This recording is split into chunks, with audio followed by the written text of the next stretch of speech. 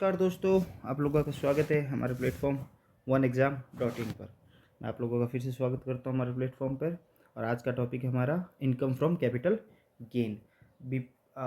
Income tax के अंदर आगे बढ़ते हुए, उसी संख्या में आगे बढ़ते हुए, उसी सीक्वेंस में आगे बढ़ते हुए लास्ट हमने इनकम फ्रॉम बिजनेस और प्रोफेशन किया था। आई होप वो लेक्चर आपके काम आया हो, वीडियो आपके काम आया हो। उसी कड़ी में, उसी सीक्वेंस में हम आगे चलते हुए इनकम फ्रॉम कैपिटल गेन कर रहे हैं। इसको भी मैं आपके लिए बहुत ज़्यादा शॉर्ट और अच्छा, जो एग्ज़ाम के लिए इंपॉर्टेंट रेलिवेंस रखेगा, उस हिसाब से मैं वीडियो बनाने की कोशिश करूँगा। ठीक है, तो शुरू करते हैं हम इनकम फ्रॉम कैपिटल गेन। सबसे पहले कोई भी चीज़ शुरू करने से पहले हम क्या करते हैं, हमने उससे पहले एक क्विक रिवीजन करते हैं। क्या करते हैं? Quick revision. पिछली जो क्लास था उसका रिवीजन कर लेते हैं। उस क्लास में हमने पढ़ा था BPV head, business profession head पढ़ा था। ठीक है, बिजनेस और प्रोफेशन हेड, उसके अंदर मैंने आपको बताया था उसकी चार्जिंग सेक्शन कितनी थी, कैसे 28 थी, ये हमें याद है। उसके बाद हमने उसमें दो तरह की सेक्शन बताई थी, कुछ चार्जेबल सेक्शन होती है, कुछ अलाउबिलिटी सेक्शन होती है और कुछ डिसअलाउबिलिटी सेक्शन पढ़ी थी सर हमने। अलाउबिलिटी में हमने 30 पढ़ी थी, 31 पढ़ी थी, कहने का मतलब सेक्शन 30, सेक्शन 31 पढ़ी थी। फिर 32 डेप्रिसिएशन की पढ़ी थी हमने, ये रेंट और एक्टिव बिल्डिंग के रिलेटेड था, ये प्लांट एंड मशीनरी और फर्नीचर के रिलेटेड था, राइट। फिर हमने डेप्रिसिएशन के बारे में पढ़ा था।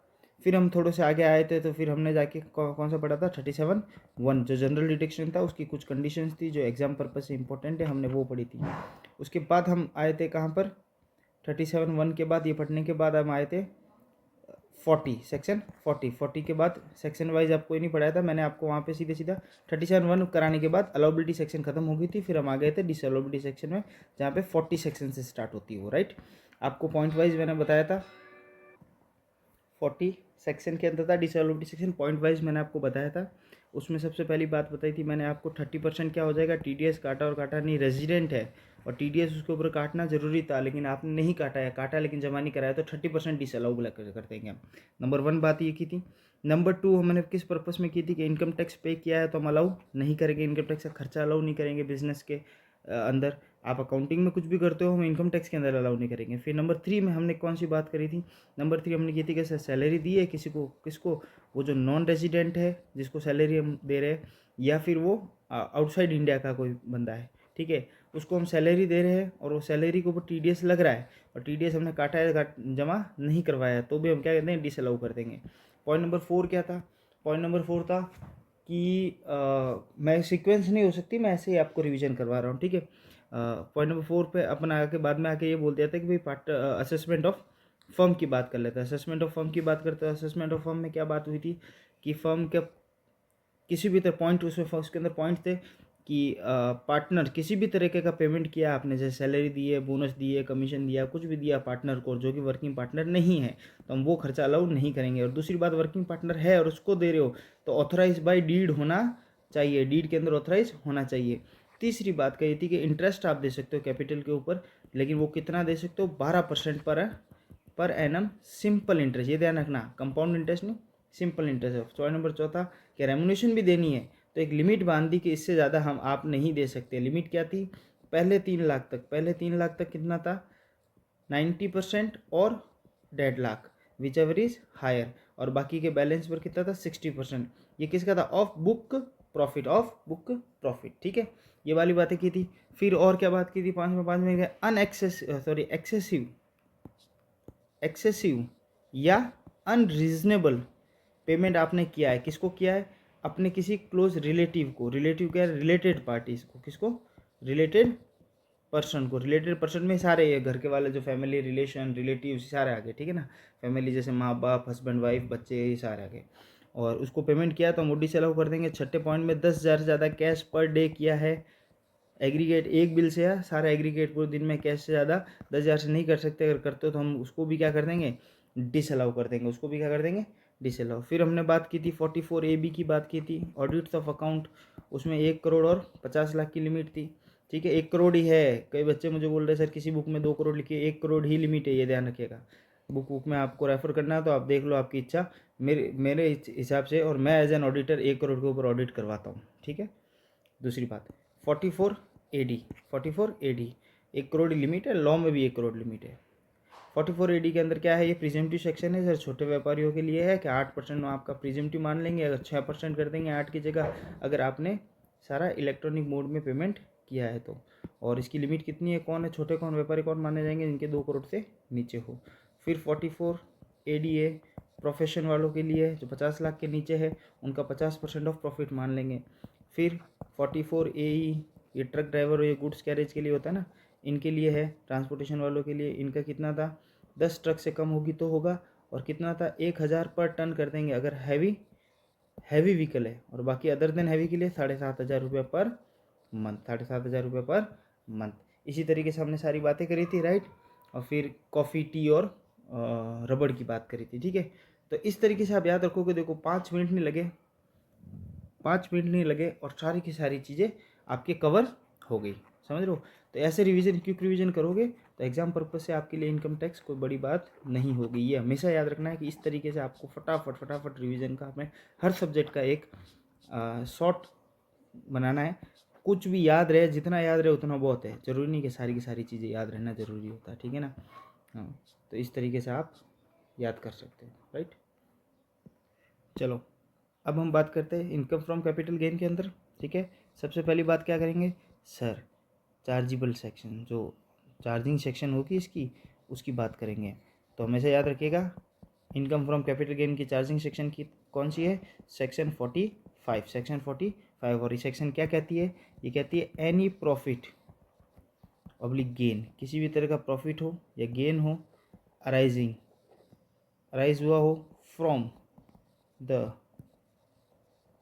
Transfer of a capital assets, from a transfer of a capital asset effected in the previous year will be, exact language लिख रहा हूँ मैं, क्या लिखा हुआ है लॉ के अंदर, will be chargeable to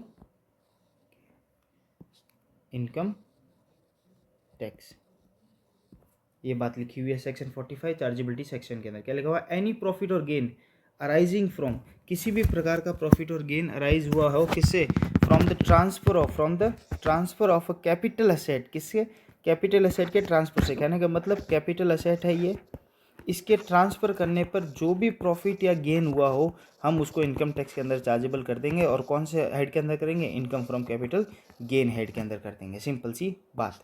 sir transfer तो हम समझ गए कि सेल कर दिया या एक्सचेंज कर दिया, किसी तरीके से कुछ भी कर दिया, ठीक है, इधर से एक जगह से दूसरी जगह ओनरशिप ट्रांसफ़र हो जाना। लेकिन सर ये कैपिटल असेट क्या है, किसका, ये कैपिटल असेट क्या है, इसका मतलब आप हम तो समझेंगे बिल्कुल। तो उसके लिए आपको सबसे पहले समझना पड़ेगा कैपिटल असेट होता क्या है, क्या क्या कैपिटल असेट हम मानेंगे, और किस चीज़ को हम उनके ट्रांसफ़र होने पर, उसी कैपिटल असेट के ट्रांसफ़र होने पर हम क्या कर लेंगे, हम क्या मान लेंगे, इनकम तो हो गई है, और इनकम अगर हुई तो लॉस हुआ तो लॉस का मिलेगा, और इनकम हुई तो इनकम का मिलेगा। और इन कैपिटल असेट के ट्रांसफ़र पर होने वाले प्रॉफिट को हम क्या करेंगे, सेक्शन 45 के अकॉर्डिंग इसके अंदर चार्जेबल टैक्सेबल कर देंगे, ठीक है। चलो क्या क्या है कैपिटल असेट की डेफिनेशन में, थोड़ा वो पढ़ लेते हैं। तो पॉइंट नंबर ए, देखना डेफिनेशन इंपॉर्टेंट है, क्योंकि अगर कैपिटल असेट ही नहीं हुआ, तो इस सेक्शन में आएगा क्या, कि नहीं आएगा। क्योंकि अगर चार्जिंग सेक्शन में बोला कैपिटल असेट के ट्रांसफर होने वाले प्रॉफिट पे टैक्स लगेगा, अगर कैपिटल असेट ही नहीं हुआ तो टैक्स होने की कोई संभावना ही नहीं है, उसकी बात ही नहीं आती, ठीक है। Property of any kind held by an assessee, comma, whether or not connected with his business or profession. कहने का मतलब किसी भी प्रकार की प्रॉपर्टी जो कि असेसी ने हेल्ड बाय असेसी ने खरीद रखी है, उसके पास है, उसके ट्रांसफ़र होने पर जो प्रॉफिट और गेन होगा वो कैपिटल गेन का टैक्सेबल होगा। किसी भी प्रकार की प्रॉपर्टी, चाहे वो उसके बिजनेस से कनेक्टेड हो या ना हो, सीधी सीधी बात कहती है, ठीक है। आगे बात, यानी सारी चीज़ें आ गई, जितनी भी प्रॉपर्टी हो सारी चीज़ आ गई।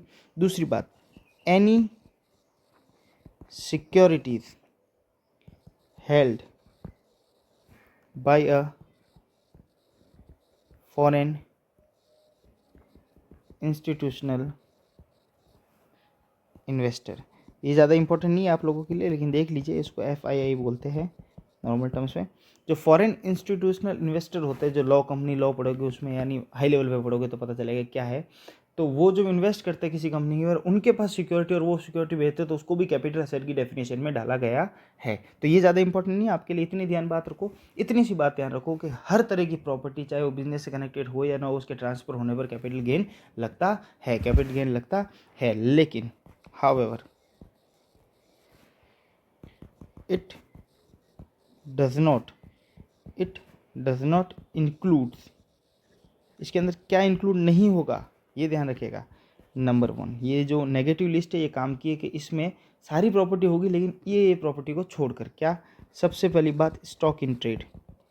स्टॉक इन ट्रेड कहने का मतलब, एक बिजनेसमैन है, उसके पास स्टॉक पड़ा है, तो स्टॉक भी तो उसकी प्रॉपर्टी है। क्या उस स्टॉक को बेचने पर होने वाले प्रॉफिट को हम कैपिटल गेन में ले लेंगे? नहीं ले सकते, क्योंकि उस स्टॉक को बेचने पर होने वाले प्रॉफिट को तो हम बिजनेस के अंदर ले रहे हो, तो बिजनेस प्रॉफिट है। तो इसके अंदर अलग से कर दिया कि स्टॉक यहाँ से हटा दो, वो बिजनेस के अंदर टैक्सेबल है, तो कैपिटल गेन में टैक्स करने की आवश्यकता नहीं है। पॉइंट नंबर 2, पर्सनल इफेक्ट्स वाली चीज़ें। पर्सनल इफेक्ट्स वाली असेट प्रॉपर्टीज़ जितनी भी है वो सारी की सारी। पर्सनल इफेक्ट का मतलब क्या हुआ, ये लिख देते हैं कि कौन सी प्रॉपर्टी, इमूवेबल प्रॉपर्टी नहीं, प्रॉपर्टी कौन सी, movable property held for personal use, held for personal use by the assessee, यानी मूवेबल प्रॉपर्टी जो पर्सनल यूज़ के लिए काम आए असेसी के।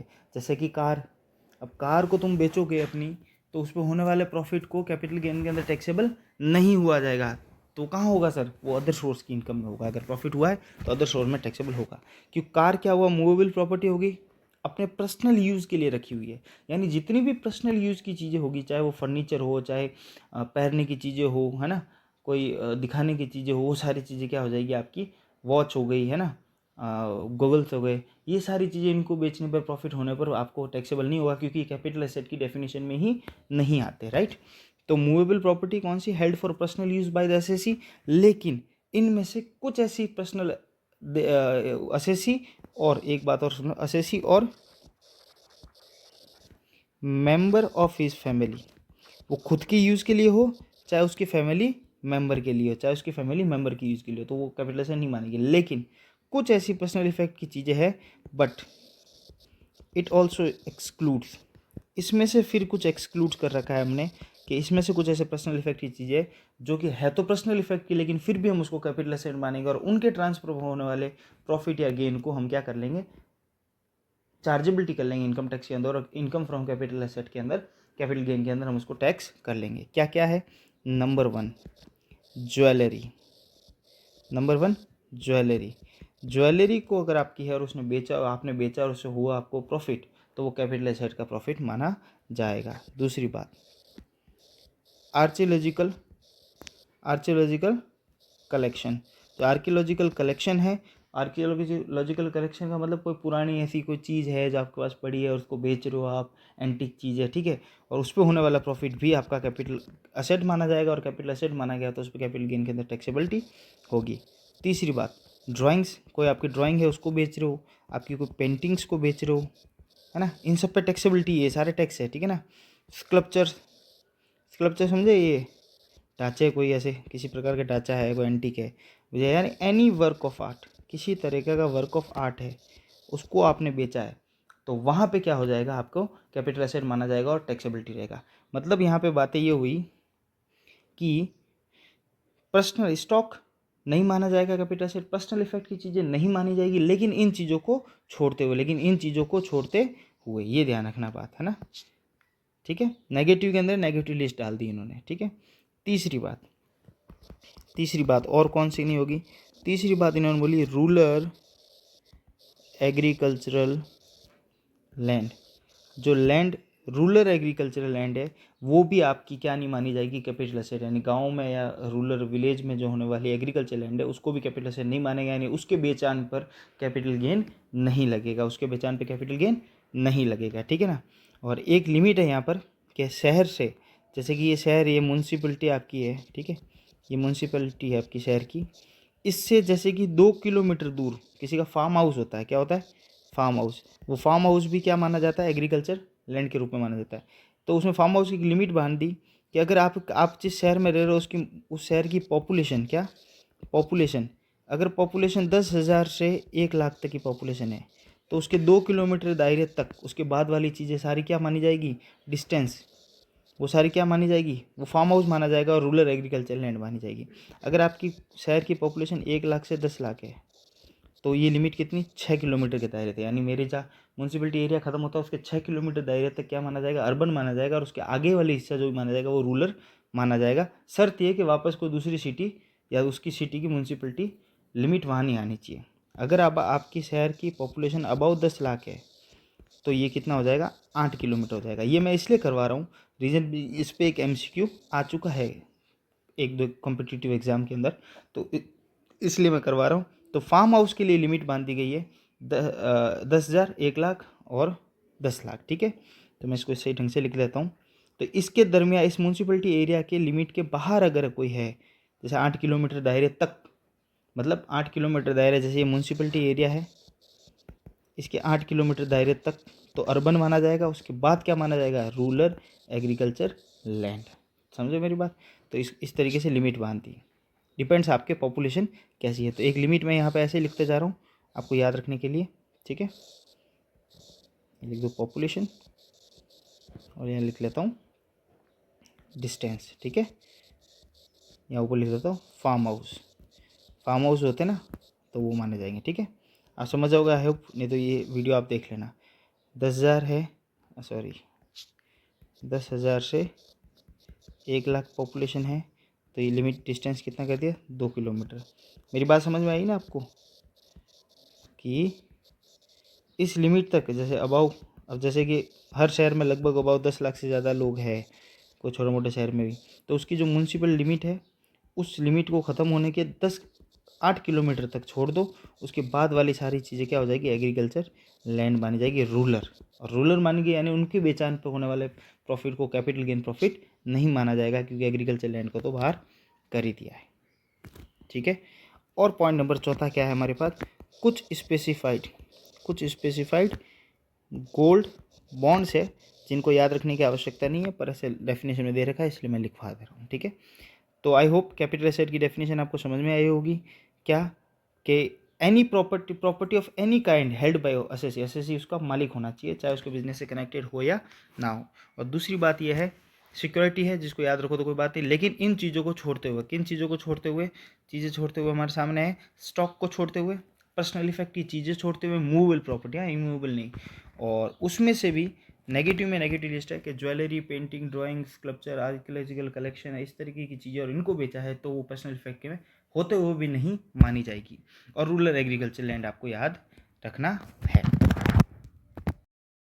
चलो, तो कैपिटल एसेट की डेफिनेशन हो गई। अब चलते हैं short term and long term capital asset, इन दोनों की डेफिनेशन समझते हैं। देखो कैपिटल एसेट क्या होता है, ये हमने अभी तक समझा था, राइट। मैंने कैपिटल सेक्शन 45 चार्जिंग सेक्शन है, उसमें बोला कैपिटल एसेट के ट्रांसफर पे होने वाले प्रॉफिट और गेन को क्या किया जाएगा, उसके ऊपर वो प्रॉफिट और गेन पे क्या लगेगा, टैक्स लगेगा। क्या लगेगा, टैक्स लगेगा। तो हमने कैपिटल एसेट की डेफिनेशन समझी, कैपिटल एसेट किसको माना जाएगा।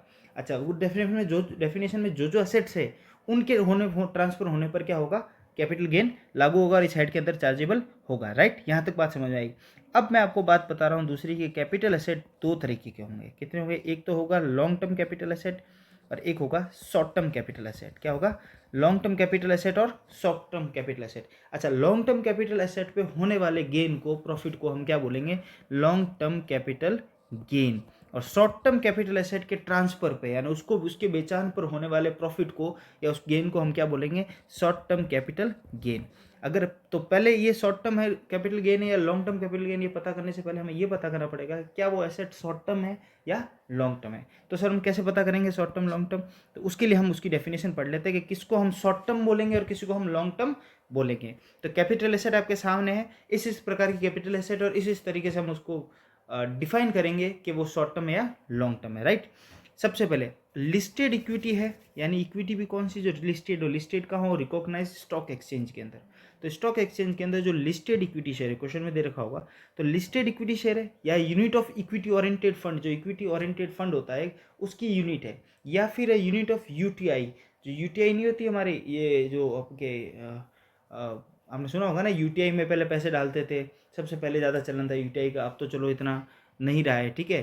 तो यूनाइटेड ट्रस्ट ऑफ इंडिया ऐसे करके है, तो उस यूटीआई की यूनिट हो, इक्विटी ओरिएंटेड फंड की यूनिट हो, या लिस्टेड सिक्योरिटी हो, तो हम कैसे पता करेंगे शॉर्ट टर्म है या लॉन्ग टर्म है, यानी लिस्टेड सिक्योरिटी को बेचा है, फॉर एग्जांपल ये लिस्टेड सिक्योरिटी हमारे सामने, इसको मैंने बेचा, सेल किया, ट्रांसफ़र किया, तो इस पर हो गया मुझे गेन, क्या हो गया, गेन। अब मैं कैसे पता करूंगा ये गेन कौन सा है, तो पहले ये देखूंगा लिस्टेड सिक्योरिटी कैसी है, यानी जिसने इसको बेचा है उसने अपने पास इस सिक्योरिटी को कितने समय तक रखा, तो हम ये देखेंगे, तो हम देखेंगे अगर 12 महीने से कम रखा उसने, कितने, 12 महीने से कम अपने पास होल्ड करके रखा, तो वो क्या हो जाएगा, शॉर्ट टर्म कैपिटल असेट कहलाएगा, क्या, ये सिक्योरिटी। अगर 12 महीने से ज़्यादा रखा तो वो क्या कहलाएगा, लॉन्ग टर्म कैपिटल असेट कहलाएगा, ठीक है। तो हम कैसे पता करेंगे, उसकी होल्डिंग पर, हम कैसे पता करेंगे उसकी होल्डिंग पर, कि उसने कितने समय अपने पास होल्ड रखा उस असेसी ने। अगर ज़्यादा 12 महीने से ज़्यादा रखा सिक्योरिटी तो लॉन्ग टर्म कहलाएगी, और कम रखा तो शॉर्ट टर्म। वैसे के वैसे अनलिस्टेड शेयर से या इमूवेबल प्रॉपर्टी, यानी जितनी भी लैंड, बिल्डिंग और ये जो इमूवेबल, जो एक जगह से दूसरी जगह मूव नहीं कर सकती, तो इमूवेबल प्रॉपर्टी है, और बीइंग स्पेसिफाइड कर रखा है लैंड और बिल्डिंग या बोथ है, सिर्फ यही, तो ये इमूवेबल प्रॉपर्टी या फिर अनलिस्टेड सिक्योरिटी। तो इनका होल्डिंग पीरियड कैसे देखेंगे, तो इनका होल्डिंग पीरियड थोड़ा सा चेंज है, इनके लिए कितना टाइम कर दिया, 24 मंथ कर दिया, कितना कर दिया, 24 मंथ, यानी 24 महीने से कम अपने पास होल्ड कर रखा तो शॉर्ट टर्म कैपिटल गया, और 24 महीने से ज़्यादा गया तो लॉन्ग टर्म कैपिटल असेट माना जाएगा, राइट। तीसरी बात, इन दोनों के अलावा, इन ऊपर देने वाले 1 और 2 पॉइंट के अलावा कोई भी कैपिटल असेट रहेगा तो सीधा सीधा कितना है, 36 महीने, एक सिस्टम है 36, तो 36 महीने उसके लिए देखा जाएगा। तो कहने का मतलब अगर लिस्टेड इक्विटी है तो 12 महीने, सीधी सीधी याद रखो आप, अनलिस्टेड है या इमूवेबल प्रॉपर्टी, इंपॉर्टेंट क्वेश्चन आ सकता है इसके ऊपर, तो लिस्टेड है तो 12 महीने, अनलिस्टेड और इमूवेबल है तो 24 महीने, और इसके अलावा कोई और एसेट है तो 36 महीने उसका टाइम पीरियड है, यानी 36 महीने से कम रखा तो शॉर्ट टर्म कैपिटल एसेट, और उससे ज़्यादा रखा तो लॉन्ग टर्म कैपिटल असेट माना जाएगा, राइट।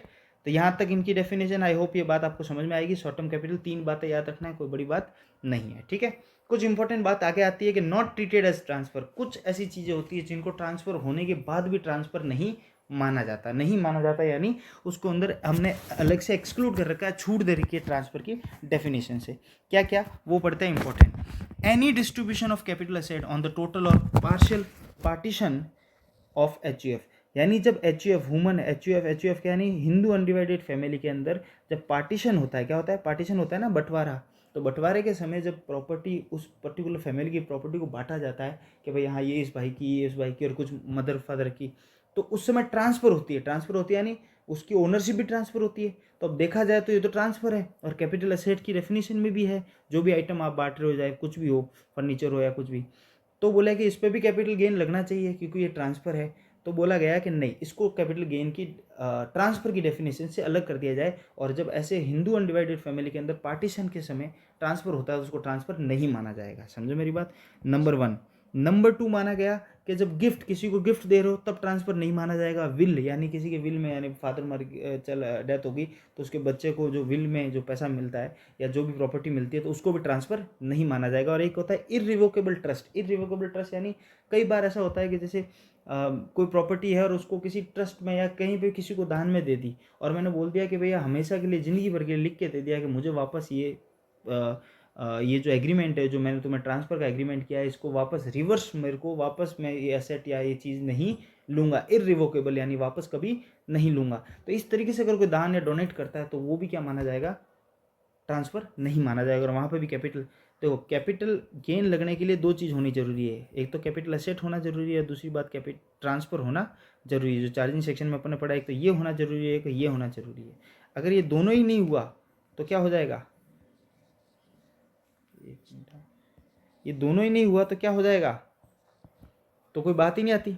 चार्जिंग सेक्शन, जब मैं चार्जिंग सेक्शन में मिसिंग हो जाए शब्द, तो वो चीज़ कैपिटल गेन के चार्जेबिलिटी के अंदर ही नहीं आती, जब अंदर नहीं आती तो टैक्स नहीं लगेगा। तो विल, गिफ्ट या इरिवोकेबल के ट्रस्ट के अंदर, यानी किसी को डोनेट कर दिया वापस नहीं लेने की शर्त पे, तो वो भी ट्रांसफ़र नहीं माना जाएगा। तीसरी बात, any transfer of capital asset by holding company, अगर होल्डिंग कंपनी अपनी सब्सिडी 100% सब्सिडी कंपनी को कोई ट्रांसफर करता है एसेट वैसेट किसी तरीके का, या 100% सब्सिडी कंपनी अपनी होल्डिंग कंपनी को ट्रांसफर करता है, तो यहाँ पे भी ट्रांसफर नहीं माना जाएगा, यहाँ पे भी ट्रांसफर नहीं माना जाएगा, राइट, क्योंकि आपस में घर में अदल बदल कर रहे हो तो इनको ट्रांसफर नहीं माना जाएगा। Any transfer in A scheme of amalgamation और मर्जर, अमालगमेशन और मर्जर के दरमियान किसी तरीके का ट्रांसफर हो, एक कंपनी दूसरी कंपनी अमालगेट मिल रही है या मर्ज हो रही है आपस में या डीमर्ज हो रही है, ठीक है, तो उस समय भी हम क्या बोलेंगे, ट्रांसफर नहीं मानेंगे। और लास्ट है any transfer by way of conversion of preference share into equity share, preference share equity share में ट्रांसफर करते हैं ना, जिसके प्रीफरेंस शेयर है उसको इक्विटी शेयर में ट्रांसफर करके दे देते हैं, आपने अकाउंटिंग में पढ़ा होगा, तो उसको भी हम ट्रांसफर नहीं मानेंगे, और ट्रांसफर नहीं मानेंगे तो उसके ऊपर कैपिटल गेन नहीं लगेगा। तो याद रखिएगा ये 5 पॉइंट है जिनको ट्रांसफर नहीं माना जाएगा, मोस्ट इंपॉर्टेंट पॉइंट ये 5 है जिनको मैंने आपको लिखवा दिया और समझा दिया, ठीक है। चलो अब कैपिटल गेन की कंप्यूटेशन कैसे होता है, कैपिटल गेन वर्क कैसे करता है, कैसे उसका कंप्यूटेशन करेंगे, जैसे बिजनेस का भी हमने किया, एडलेस करते थे, हाउस प्रॉपर्टी का भी किया हमने, सैलरी का भी किया, तो इसका कंप्यूटेशन कैसे होगा, तो सबसे पहले हम लेंगे फेयर वैल्यू कंसिडरेशन, जो भी मार्केट में, जैसे कि आप सीधे सीधे समझिए, जैसे ये मेरा प्लॉट है, क्या है, ये मेरा प्लॉट है, ये मैंने सन 2002 में लिया था, और आज 2021 चल रहा है, और इस प्लॉट को मैं क्या कर रहा हूँ, सेल कर रहा हूँ, बेच रहा हूँ। तो मैंने इस प्लॉट को 2002 में खरीदा था, तब मेरी इसकी वैल्यू थी 10 लाख रुपए, और आज जब मैं इसको बेच रहा हूँ 2021 में, तो इसकी वैल्यू होगी 50 लाख रुपए, कितनी होगी, 50 लाख। तो मैंने ये सेल बेच दिया 50 लाख में, और 50 लाख मेरे पास पैसे आ गया, तो ये हो गया। अब देखो ये क्या है, इमूवेबल प्रॉपर्टी है, प्लॉट है, तो हम पहले देखेंगे शॉर्ट टर्म है लॉन्ग टर्म है, तो मैंने पूछा कितने समय तक आपने रखा, तो 2002 से 2021 यानी बहुत साल हो गए, हमें तो कितना चेक करना है, हमें तो कितना चेक करना था, अगर इमूवेबल प्रॉपर्टी है तो 24 महीने चेक करना है, ये तो बहुत ज़्यादा हो गया, 24 महीने 2 साल, 2 साल से ज़्यादा है, तो ये क्या हो गया, एक बात तो पता चल गई, लॉन्ग टर्म कैपिटल एसेट है भैया, ये क्या है, लॉन्ग टर्म कैपिटल एसेट। दूसरी बात, कितने में बेचा, वो अमाउंट होना चाहिए, तो मैंने बोला 50 लाख में बेचा, कि ठीक है, तो 50 लाख यहाँ पे रख दिया। फेयर वैल्यू कंसिडरेशन कितना है, 50 लाख। अच्छा, जब इसको ट्रांसफर किया था तब आपकी कोई कॉस्ट लागत लगी आपको, यानी ये पैसा आपको मिला, कोई लागत लगी कि नहीं, नहीं मेरे को कोई लागत नहीं, रजिस्ट्री वजिस्ट्री का खर्चा सब किसका था, अगले खरीदने वाले का था, मेरा कोई खर्चा नहीं था। तो नेट सेल कंसिडरेशन मेरा कितना आ गया, 50 लाख आ गया, कितना आ गया, 50 लाख आ गया, ठीक है। दूसरी बात, इंडेक्स्ड कॉस्ट ऑफ एक्विजिशन, ये एक बात समझना, इंडेक्सेशन का सिस्टम मैं आपको बता देता हूँ। इंडेक्सेशन का सिस्टम ये हुआ, इंडेक्सेशन एक शब्द आता है, उसका मतलब ये हुआ कि मैंने 2002 में जो प्रॉपर्टी खरीदी और 2021 में बेच रहा हूँ, कहने का मतलब 2002 में मैंने जो चीज़ 10 लाख में खरीदी उसको मैं आज 50 लाख में बेच रहा हूँ, तो सीधा सीधा प्रॉफिट देगा तो ये नहीं हो जाए 50 लाख में से 10 लाख निकल गए यानी 40 लाख का प्रॉफिट है सर आपका, तो ये प्रॉफिट हो जाएगा गलत। मैं बोलूँगा कि साहब ऐसे कैसे, जिस 10 लाख की वैल्यू 2002 में 10 लाख थी, क्या वो 10 लाख आज भी 10 लाख ही माने जाएंगे क्या, क्या इसकी वैल्यू नहीं बढ़ेगी, क्या इसका इंडेक्सेशन नहीं बढ़ेगा, इसका इन्फ्लेशन रेट नहीं बढ़ेगी, समझे मेरी बात। जो तो अपन पहले कहते थे ना भाई घर वालों पे 10 रुपये में इतनी चीज़ें मिलती थी आज की तारीख में नहीं मिलती, तो कहने का मतलब इन्फ्लेशन रेट बढ़ा है, इन्फ्लेशन यानी महंग चीज़ें, पैसों की क्वांटिटी बढ़ी है। तो बोले 10 लाख अगर जिसके पास पहले थे वो 10 लाख आज की तारीख में करीबन करीबन 30 लाख 40 लाख के बराबर थे, ठीक है। तो मैं कैसे निकालूंगा इसकी वैल्यू, तब एक वैल्यू आता है CII दिया होता है, क्या दिया होता है, CII। CII का मतलब क्या हुआ, CII का मतलब हुआ आपका यहाँ पर cost inflation index, cost inflation index. ये कॉस्ट इन्फ्लेशन इंडेक्स ये दिया हुआ होता है, क्वेश्चन के अंदर दिया हुआ होगा, ठीक है। ये हर साल का फिक्स होता है, हर साल का फिक्स होता है, ठीक है, ठीक है। तो कॉस्ट इन्फ्लेशन इंडेक्स। अच्छा, तो हम देखते हैं, जैसे क्वेश्चन में दे रखा है, प्रीवियस ईयर की बात करता हूँ मैं यहाँ पे सारी बात मैं आपको प्रीवियस ईयर के हिसाब से बताता हूँ। तो प्रीवियस ईयर 18-19 का दे रखा है कितना, सरकार लॉन्च करती है, सरकार बताती है, इनकम टैक्स डिपार्टमेंट बताता है कितना है इस बार का, ठीक है। और 19-20 का कितना है, 19-20 का 289 9 बढ़ गया था, और 20-21 का कितना है, 20-21 का 301, ठीक है। अब ये आपके लिए जो प्रीवियस ईयर के हिसाब से ये आपके लागू है, तो इसका असेसमेंट ईयर कितना हो गया, 20-21, और इसका असेसमेंट ईयर कितना हो गया, 21-22, कितना हो गया, 21-22। अब आपके लागू होगा ये, ठीक है, एग्जाम पर्पज़ के हिसाब से ये लागू होगा। अब ये लागू होगा तो असेसमेंट ईयर 20-21 यानी 289 आपका इंडेक्सेशन, क्वेश्चन के अंदर ये चीज़ें दे रखी होगी, इसको याद करने की जरूरत नहीं, फिर भी देख लो कितना 289 क्या है, अब समझते हैं, ठीक है, ये याद रखना 289। तो अब मेरी बात सुनो, जो चीज़ 10 लाख की थी 2002 में, यानी 10 लाख रुपए 2002 में थे, 2002 के अंदर, तो 2002 के अंदर 10 लाख, तो 2002 ये हो गया 2002 और 3 मान लेते हैं इसको, ठीक है। तो 2003 की CI थी 105, कितनी थी 105, और एक होता है अपना बेस ईयर, क्या होता है बेस ईयर, तो बेस ईयर अभी अपना कितना है 2001, 2000 और 2001 हमारा बेस ईयर है, जो कितना उसकी CIE कितनी होगी 100 से स्टार्ट करते हैं उसको, ठीक है, बेस ईयर से। तो बेस ईयर की हमेशा कितनी होगी 100। तो समझिएगा मेरी बात, 10 लाख है 2002 में, कब तक 2002 में, तो 10 लाख की वैल्यूशन, इस 10 लाख की वैल्यूशन 2002 में कितनी थी कि 105 का था। तो आज ये 10 लाख 289 का हो गया। कितने का हो गया? अभी कितनी है 19-20 की बात करूँ, 2021 में बेचा है ना, तो 19-20 प्रीवियस 21 में बेचा है, तो 301 ले लेता हूँ मैं, ठीक है, या इसको 2021 नहीं करके 2019 कर देता हूँ मैं, ठीक है। तो 2019 में बेचा तो कितनी है 289। तो इसका कैलकुलेशन कर दीजिए, इसका कैलकुलेशन आप करोगे तो आएगा आपके पास 10 लाख डिवाइड बाई 105 इंटू 289, तो ये आएगा करीबन 27,52,381। कितना आएगा 27,52,000। यानी जो 10 लाख 2002 में जिसके पास थे ना, आज 2019 में उसकी वैल्यूशन कितनी होगी 27,52,381। तो एक्चुअल में मेरा प्रॉफिट 50 लाख जो मैंने सेल की है उसमें से लेस कितना करूँगा मैं, इतना करूँगा, ना कि 10 लाख रुपये करूँगा। समझो मेरी बात। तो मैं कितना करूँगा, मैं करूँगा 27,52,391। अब जो बचेगा वो मेरा क्या हो जाएगा, एक्चुअल में वो मेरा प्रॉफिट और गेन हो जाएगा। तो इतनी बात समझ में आई है आपको? आई होप मेरी बात आपको समझ में आई होगी, इतना भी भारी कंसेप्ट नहीं है, ठीक है। तो 10 लाख की वैल्यू, इसको बोलते हैं हम इंडेक्सेशन। क्या बोलते हैं? इंडेक्सेशन। और ये हमेशा इंडेक्सेशन किस पे लगेगा? लॉन्ग टर्म कैपिटल गेन पे ही लगेगा, उस एसेट पे ही लगेगा, शॉर्ट टर्म पे कभी भी नहीं लगेगा, शॉर्ट टर्म पे कभी भी नहीं लगेगा। इस बात को याद रख लो, इस बात को याद रख लो। अच्छा, एक बच्चे का सवाल जैसे आया कि भाई सर ये जैसे 10 लाख आपने 2002 का बोला, अगर ये ऐसा होता कि मेरा जो प्लॉट है वो प्लॉट 1982 में ख़रीदा हुआ होता, कब 1982 में, यार 1990 में ख़रीदा होता, अब मुझे बताओ इसका क्या है, और आज 2019 में बेचा।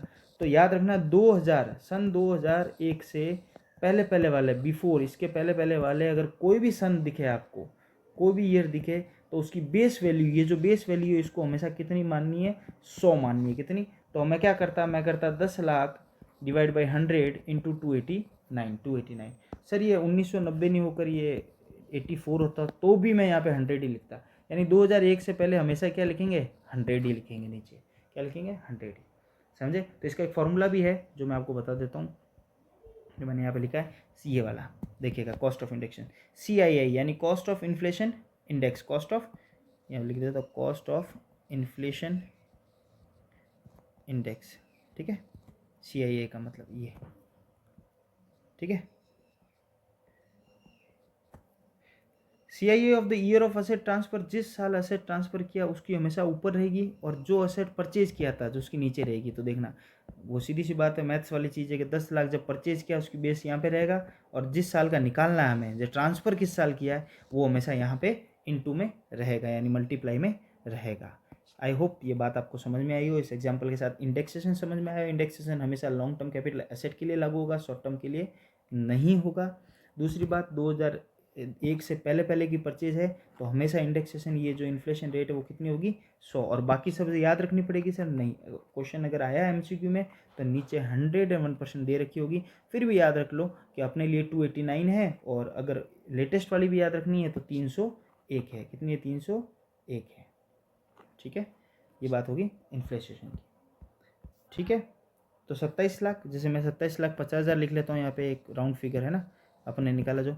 अच्छा, cost of improvement, cost of improvement ये भी तो हो सकता है कि इन 10 सालों में, यार इन 11 सालों के अंदर मैंने क्या इम्प्रूवमेंट भी कराया हो, या कोई बड़ा खर्चा भी किया हो उस प्रॉपर्टी के ऊपर। तो जितना खर्चा किया उसको भी हम क्या करेंगे, लेंगे, और उसको बोलते हैं कॉस्ट ऑफ इम्प्रूवमेंट, COI। इसको हमेशा हम क्या, सॉरी ये देखा है मैंने, अरे इम्प्रूवमेंट है ना,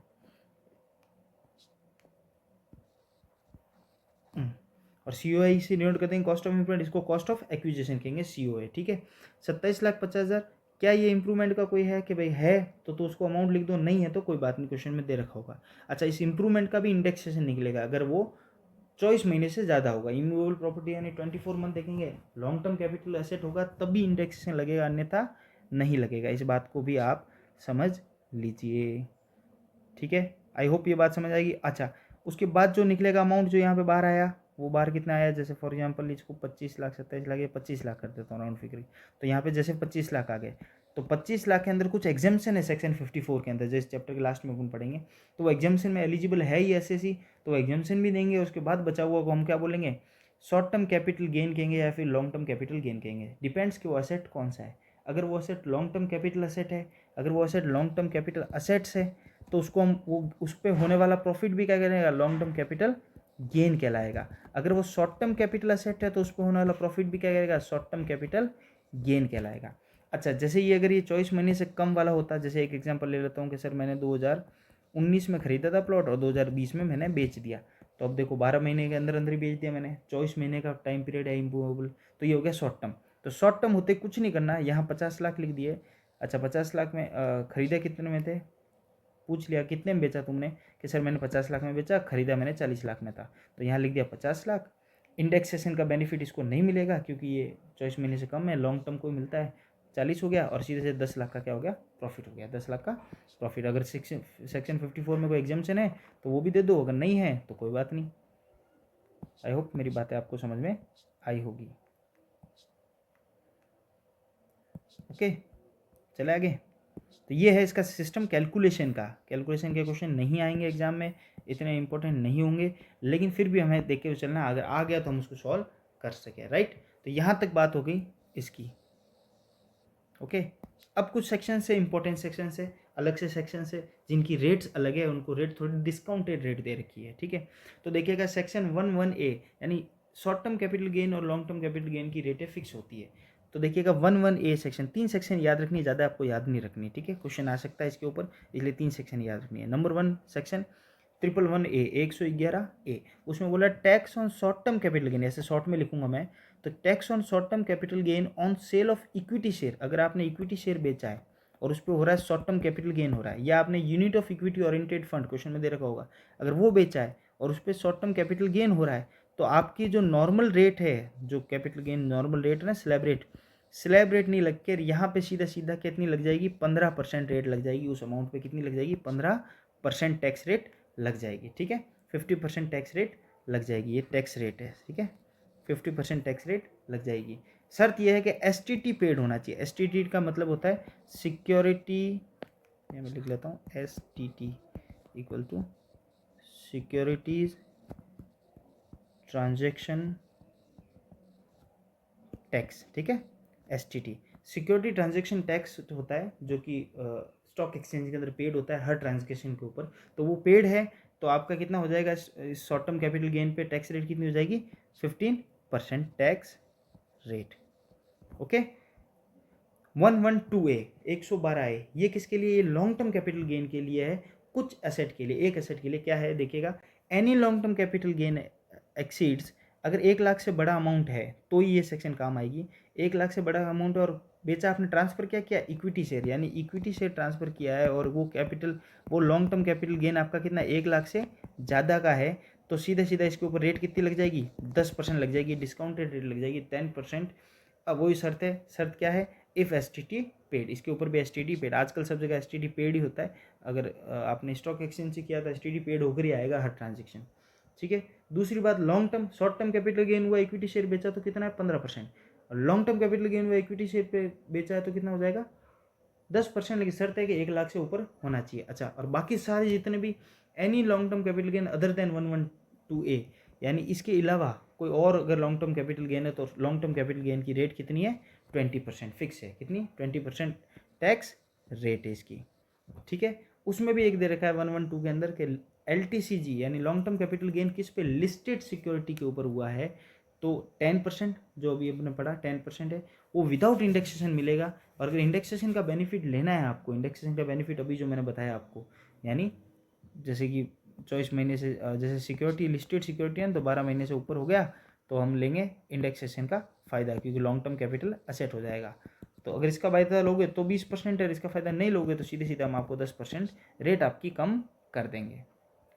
समझे मेरी बात, यहाँ तक ये 3 सेक्शन समझ में आई। Section 111A short term capital gain, 112A long term capital gain on certain asset only जिसके 1 लाख से ऊपर हो, और 112 जो इन सब के अलावा अगर कोई लॉन्ग टर्म कैपिटल गेन है तो उसके ऊपर रेट ये है। तो मोटा मोटी रेट है, शॉर्ट टर्म कैपिटल गेन की रेट कितनी है 15%, लॉन्ग टर्म की कितनी है 20%, और एक आध केस में कितनी है 10%। ये 3 रेटें याद रखनी, कुल मिलाकर आपको रेटें ही याद रखनी है। 3 सेक्शन याद रह जाएगी आपको, 11A, 11A और 11A। अब बात करते हैं कॉस्ट ऑफ एक्विजिशन की। कॉस्ट ऑफ एक्विजिशन की बात क्या करते हैं, अभी मैंने बताया था कॉस्ट ऑफ एक्विजिशन यानी परचेज किया, जो एक्वायर्ड किया, खरीदा, उसकी लागत, कॉस्ट क्या है, ठीक है। तो उसके भी कुछ रूल्स हैं, 2 इंपॉर्टेंट पॉइंट है जिसके ऊपर क्वेश्चन बनते ही बनते हैं, एक तो गुडविल और एक और बोनस शेयर। तो गुडविल देखते हैं, गुडविल को मतलब समझते हो ना आप, गुडविल अकाउंट्स में भी आई होगी। गुडविल का मतलब ये हुआ कि आप ये समझ लो कि किसी चीज़ की रेपुटेशन, किसी चीज़ की रेपुटेशन जिसके बदले में पैसा मिलता है, ठीक है। अगर कोई बिजनेस खरीदने जाऊँ या कोई दुकान खरीदने जाऊँ तो उसके साथ उसकी गुडविल का भी पैसा जुड़ा हुआ होता है, कि अगर वो ज़्यादा रेपुटेड है तो 2 रुपये ज़्यादा लेगा, राइट है। और वो 2 रुपये ज़्यादा लेना है, और 2 रुपये क्या है, इट सेल्फ उस गुडविल की कॉस्ट है। तो देखते अगर गुडविल सेल्फ जनरेटेड है यानी खुद बनाई है उसने, तो उसकी अब कॉस्ट कैसे निकालेंगे लेस करने के लिए। जैसे उसने पैसा तो ले लिया अपन से, यानी मैंने जैसे एक दुकान है मेरे पास और मैंने उसको कई सालों तक चलाई, 10 साल तक चलाई, अब मैंने उसको बेची, तो दुकान की कीमत तो 5 लाख और 2 लाख रुपये में गुडविल की कीमत ले रहा हूँ। तो जिसने मेरे पास पैसे ये 2 लाख रुपये आए, तो मैंने कहा ये एसेट है, गुडविल खुद एक इंटेंजिबल एसेट है, तो 2 लाख रुपये आए, लेकिन लेस्ट अब इसमें कॉस्ट ऑफ एक्विजिशन क्या करूँगा, लागत तो मुझे पता ही नहीं। तो सेल्फ जनरेटेड होगी तब कॉस्ट ऑफ लागत क्या हो जाएगी, 0 और 2 के 2 लाख रुपये पूरे पूरे क्या हो जाएंगे, टैक्सेबल हो जाएंगे, पूरे के पूरे क्या हो जाएंगे, टैक्सेबल हो जाएंगे। तो हमेशा ध्यान रखना, क्वेश्चन कई बार एमसीक्यू में आ चुका है कि गुडविल की कॉस्ट ऑफ लागत यानी गुडविल की कॉस्ट ऑफ एक्विजिशन आपसे पूछेंगे, तो गुडविल की कॉस्ट ऑफ अगर वो सेल्फ जनरेट है तो क्या होगी, 0, नील होगी। अगर आपने उसको खरीदी है किसी से और फिर आगे बेची है, तो जितने में खरीदी, जितने में परचेज की, वो परचेज प्राइस आप वहाँ पे रख सकते हो, राइट। वैसे का वैसा बोनस शेयर के साथ है। अगर बोनस शेयर 1/4/2001 से पहले का है, 1/4/2001 से पहले का है, तो 1/4/2001 को उस बोनस शेयर की मार्केट में फेयर मार्केट वैल्यू क्या आती है, एफएमवी का मतलब हुआ फेयर मार्केट वैल्यू। उस समय की फेयर मार्केट वैल्यू क्या थी, उस फेयर मार्केट वैल्यू के बेसिस पे हम वो उसका क्या रख लेंगे, कॉस्ट ऑफ एक्विजिशन रख लेंगे। लेकिन अगर 1/4/2001 के बाद नियम चेंज कर दिए थे, 1/4/2001 के बाद बोनस शेयर की भी वैल्यू हमने क्या कर दी, नील कर दी, यानी वो फ्री में मिले हुए, तो उसको कॉस्ट ऑफ एक्विजिशन भी उसकी क्या होगी, फ्री हो जाएगी, यानी नील हो जाएगी, यानी खरीद की जो रेट है वो भी क्या हो जाएगी, नील यानी 0 हो जाएगी, ठीक है। उसके अलावा अगर कोई दूसरे एसेट्स है तो उनकी कॉस्ट ऑफ लागत कैसे हम देखेंगे, कॉस्ट ऑफ एक्विजिशन कैसे देखेंगे, तो वही हो जाएगा 1/4/2001 से पहले क्या है, तो 1/4/2001 की जो फेयर मार्केट वैल्यू है वो दे लेंगे।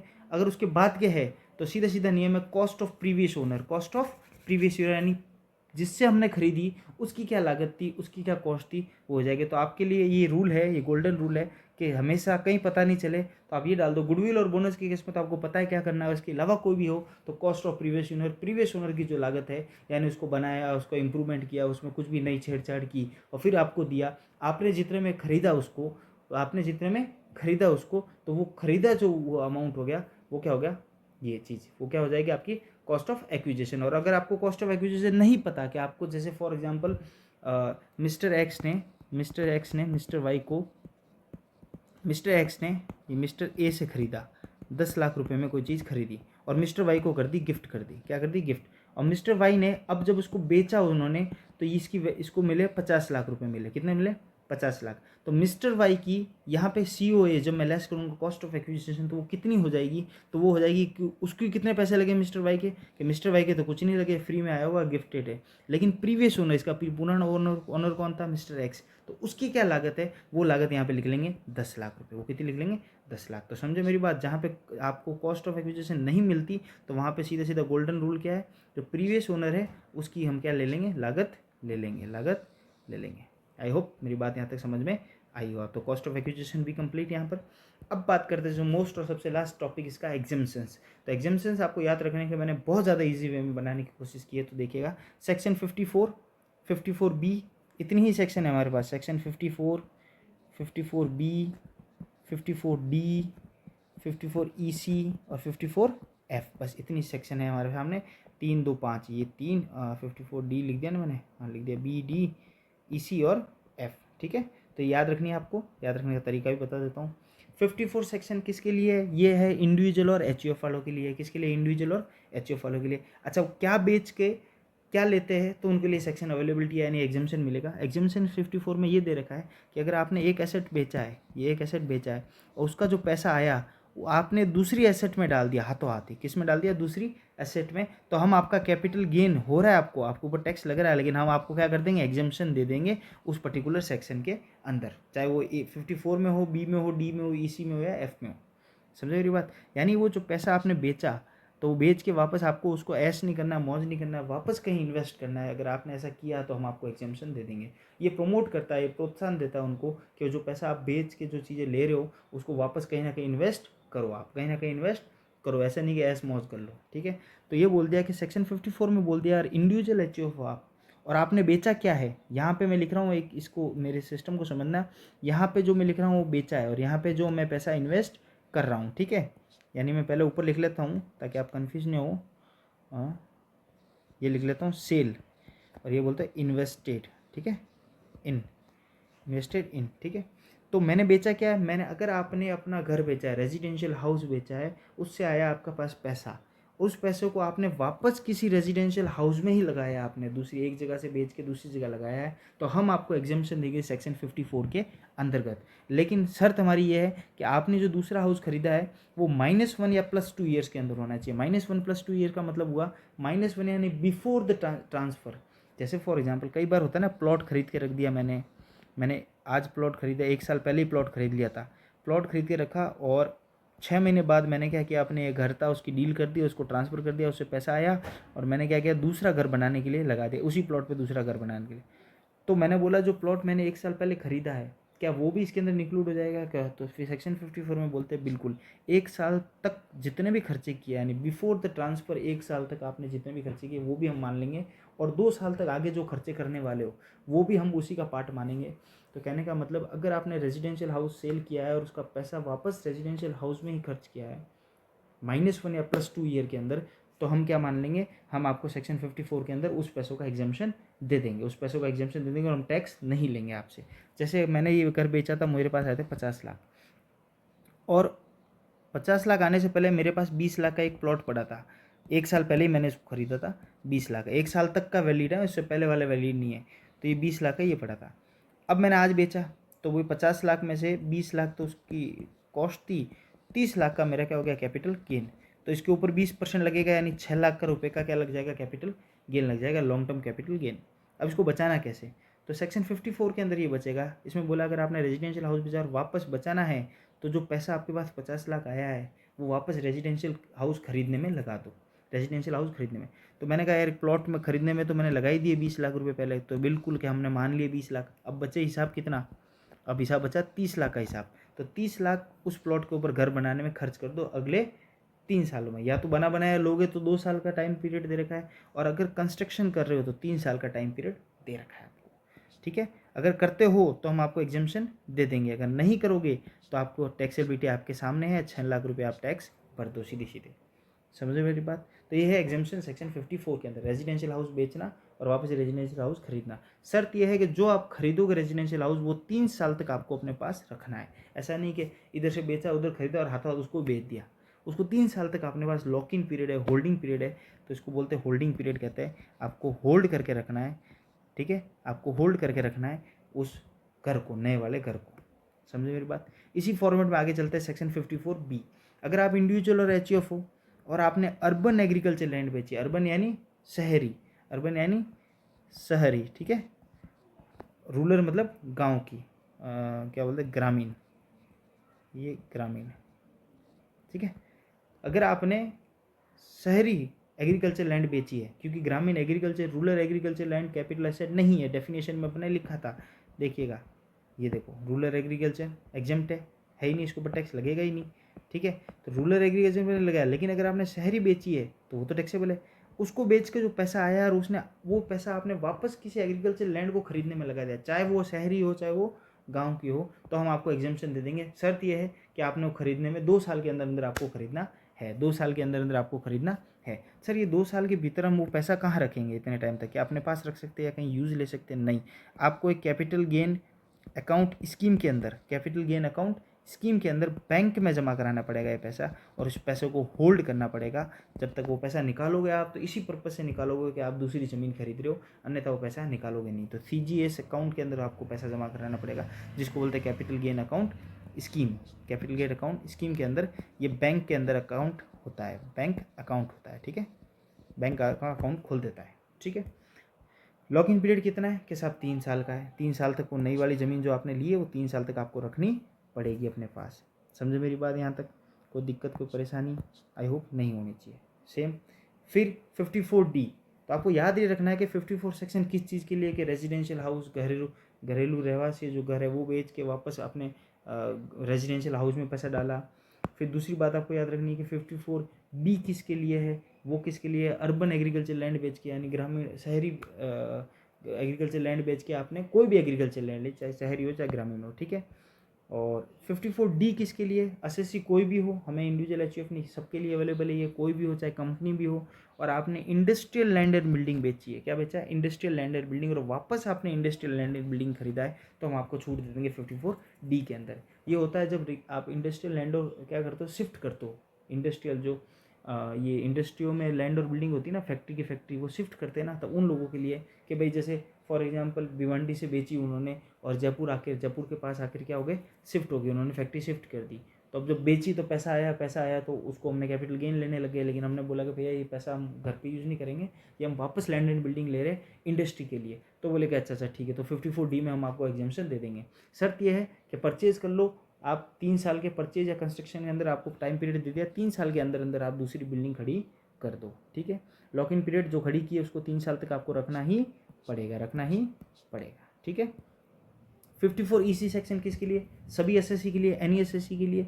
किसी भी प्रकार का लॉन्ग टर्म कैपिटल एसेट बेचो आप, कोई भी लॉन्ग टर्म कैपिटल एसेट हो, कोई नियम नहीं है, वो बेच के आप वो पैसा या तो बॉन्ड लेते हो, आप क्या करते हो, बॉन्ड ऑफ NHAI मतलब national highway authority of India, इसके बॉन्ड लेते हो, या RECL rural electrification corporation limited के बॉन्ड लेते हो आप, या और कोई बॉन्ड जो CG नोटिफाइड करती है यानी सेंट्रल गवर्नमेंट नोटिफाइड करती है उसके बॉन्ड ले लेते हो, तो हम आपको क्या दे देंगे, छूट दे देंगे। शर्त ये कि वो पैसा जो आपके पास मिला है ना, वो 6 महीने के भीतर आपको ये बॉन्ड खरीदने पड़ेंगे, 6 महीने के भीतर खरीदने पड़ेंगे, और जो बॉन्ड लिए उसको 3 साल तक अपने पास होल्ड करके रखने पड़ेंगे। तो हम आपको एग्जाम्पशन दे देंगे।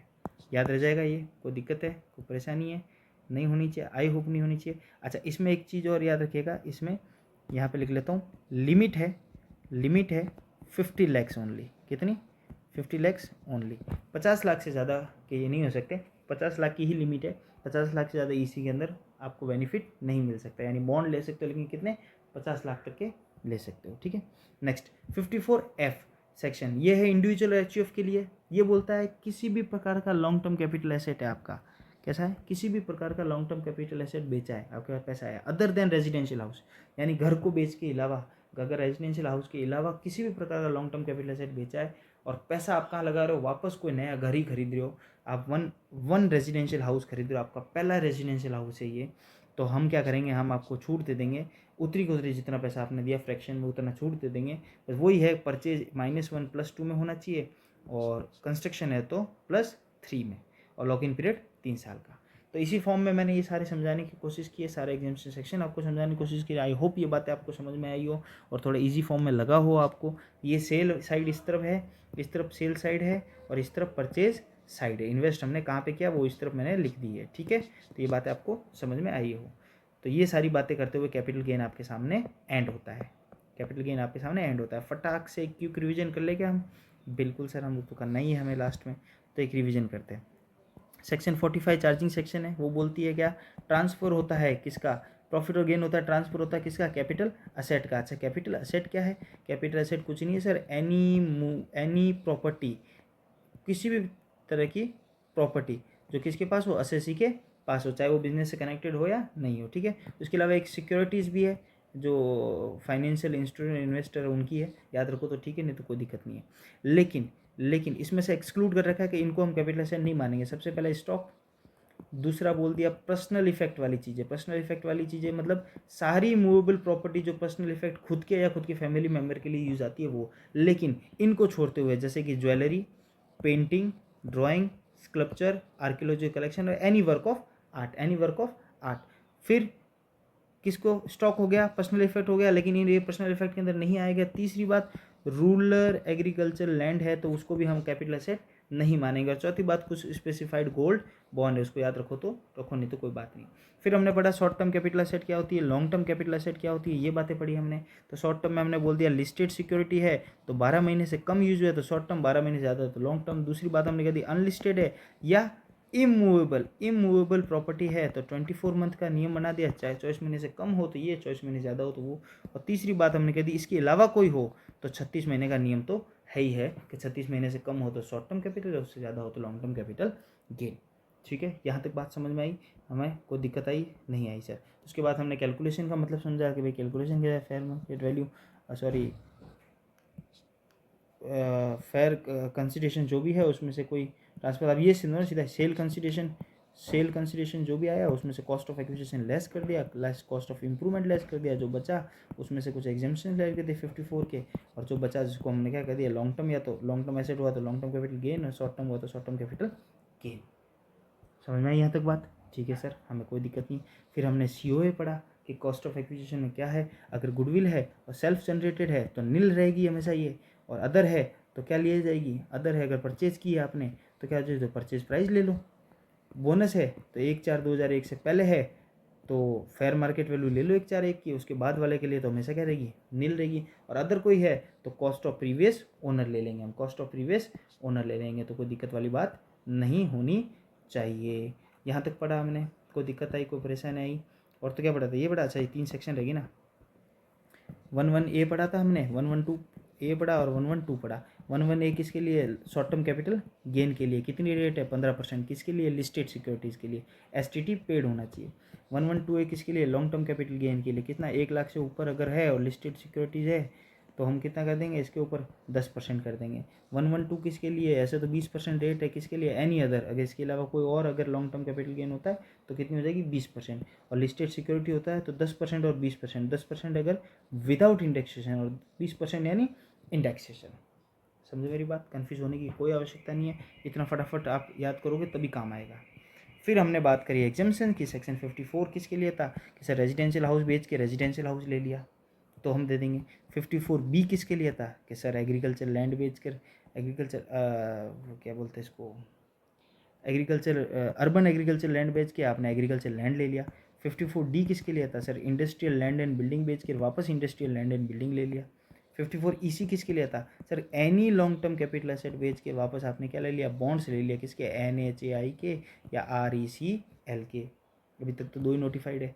उसके अलावा 54F किसके लिए था, यानी any long term capital asset तो अदर देन किसके, रेजिडेंशियल हाउस के, और वापस 1 रेजिडेंशियल हाउस ले लिया आपने तो हम आपको छूट दे देंगे। देखो कितना फास्ट मैंने आपको रिकवर करा है, यानी 5 मिनट, अगर सही मायने में बोलूँ तो 15 मिनट लगते हैं पूरे इनकम टैक्स को, रेजिडेंशियल स्टेटस शुरू से, बेसिक कंसेप्ट से लेकर रेजिडेंशियल स्टेटस से लेकर 5 हेड को लेते हुए याद करें तो मुश्किल से आपको 15 मिनट से ज़्यादा टाइम नहीं लगना है, 15 मिनट से टाइम आपको ज़्यादा नहीं लगना। आई होप ये क्लास आपके लिए हेल्पफुल रहो, और मैंने बहुत शॉर्ट में, जितनी मेरी कोशिश है, ऐसे तो समंदर है इनकम टैक्स, लेकिन मैंने उनको जितना शॉर्ट हो सकता है, जितना आपके काम का हो सकता है उतने काम के नोट्स में बनाए, और ये नोट्स ऐप के ऊपर अपलोड भी हो जाएंगे, तो आप चिंता ना करें। और सबसे लास्ट में जो हमेशा मैं कहता हूँ, थैंक यू फॉर वॉचिंग। और ऐसे जुड़े रहे, ऐसे प्यार देते रहे, और कमेंट बॉक्स में ज़रूर बताइएगा, अपनी हाजिरी ज़रूर लगवाएगा। Thank you.